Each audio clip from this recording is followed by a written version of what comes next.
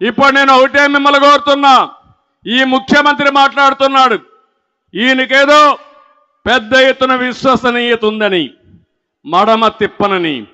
ఒక్కసారి ఆయన మాటలు నిందాం. ఇలాంటి వాడు ఈ రాష్ట్రానికి ముఖ్యమంత్రిగా అర్హుడా అని మీకు ఒక ఆలోచన వస్తుంది.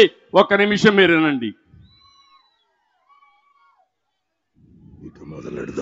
25కి 25 ఎంపీ స్థానాలు మనమే తెచ్చుకుందాం. ఆ తర్వాత ప్రత్యేక హోదా ఎలా రాకుండా పోతుందో కూడా గట్టిగా చూస్తామని చెప్పి కూడా చెప్పండి. మన ప్రభుత్వంలో పూర్తిగా మద్యాన్ని నిషేధిస్తాం అని చెప్పి గట్టిగా కూడా చెప్తాం. నా సిపిఎస్ మనం అధికారంలోకి వచ్చిన వారంలో చేపించేస్తానన్నా. ప్రతి సంవత్సరం జనవరి 1వ తారీఖున ప్రభుత్వ ఉద్యోగాల భర్తీకి క్యాలెండర్ కూడా విడుదల చేస్తాను అని చెప్పి మీ అందరికీ కూడా హామీ ఇస్తా ఉన్నా. 200 యూనిట్ల వరకు మీకు కరెంటు ఉచితంగా ఇస్తామని చెప్పి మీ అందరికీ కూడా చెప్తా ఉన్నాం. ప్రాజెక్టు 2021 జూన్ నాటికి కంప్లీట్ చేస్తాము. ఖరీఫ్ 2022 నాటికి నీళ్లు ఇచ్చే పరిస్థితి తీసుకొని వస్తానని కూడా ఖచ్చితంగా కూడా చెప్తా ఉన్నాం. 2023 ఖరీఫ్ కు కల్లా ఈ ప్రాజెక్టు పూర్తి చేస్తామని చెప్పి చెప్తా ఉన్నాం. 2025 ఖరీఫ్ కల్లా ఖచ్చితంగా గోదావరి పోలవరం ప్రాజెక్టు పూర్తి చేసి సమగ్ర సప్లాన్ చట్టాన్ని చట్టబద్ధంగా తీసుకొస్తామని చెప్పి హామీ ఇస్తా ఉన్నాము. 3వ వంతు నిధులు బీసీలకు కేటాయిస్తాము అని చెప్పి హామీ ఇస్తా ఉన్నాను మీ అందరికీ. ఇలా ఉట్టి బీసీలకే 139 కార్పొరేషన్లు పెడతామని చెప్పి మీ అందరికీ హామీ ఇస్తా ఉన్నాం. పంట వేసే ముందు పలాని రేట్లకు కూడా పలాని రేట్లు అని చెప్పి రేట్లు కూడా ప్రకటిస్తాం. గిట్టుబాటు ధరకు గ్యారంటీ ఇస్తాం. విజయవాడలో క్యాపిటల్ సిటీని పెట్టడం మనస్ఫూర్తిగా మేము ఆహ్వానిస్తున్నాం. ప్రతి కాపు సోదరుడికి నేను ఇవాళ హామీ ఇచ్చి చెప్తా ఉన్నాను.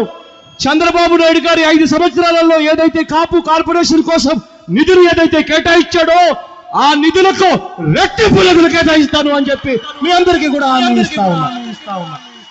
ఇది జగన్ అనే నేను మనం అధికారంలోకి వచ్చిన వెంటనే ఆ చెప్పిన 5,000 కోట్ల రూపాయలను 10,000 కోట్ల రూపాయలు ఇస్తాను అని చెప్పి నేను చెప్పడం మోసమా అని అడుగుతా ఉన్నా.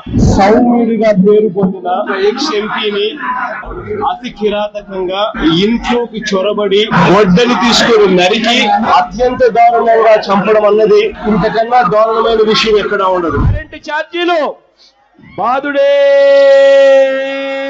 బాధుడు. 2024 ఎన్నికలు జరిగేసరికి మందరిని పూర్తిగా తీసేసిన తర్వాత మనం ఓట్లు అడుగుతామని చెప్పి ఏం తమ్ముళ్ళు, విశ్వసనీయతకు చిరునామా ఈ నకిలీ జగన్. విన్నారా మాటలు? చేశాడా పనులు? కాపులకు 10,000 కోట్లు పెట్టాడా? వచ్చిందా? మద్యపాన నిషేధం చేశాడా? పోలవరాన్ని కట్టాడా? చేశాడు. పోలవరాన్ని గోదావరిలో ముంచేశాడు. ఒకటి కాదు, అతను ఏది చెప్పినా రివర్స్ గేర్లోనే ఉంటాడు. చెప్పేది ఒకటి, చేసేది ఒకటి. వేరే వాళ్ళపైన నేరం వేస్తాడు, ఈయన ఆ నేరం ఈయనే చేస్తాడు. అదే మీరు చూశారు, బాబాయిని చంపి ఆ నేరం మనమే చేశాడు. ఎలాంటి రకం అంటే చంపి ఆ గొడ్డనే మన చేతిలో ఉన్నట్టు చూపించి మనల్ని పోలీస్ స్టేషన్ తీసుకుపోయి జైల్లో పెట్టి తద్వారా ఈయన రాజకీయం చేయాలనుకుంటున్నాడు. జగన్ నీ పని అయిపోయింది, నిన్ను అర్థం చేసుకున్నారు.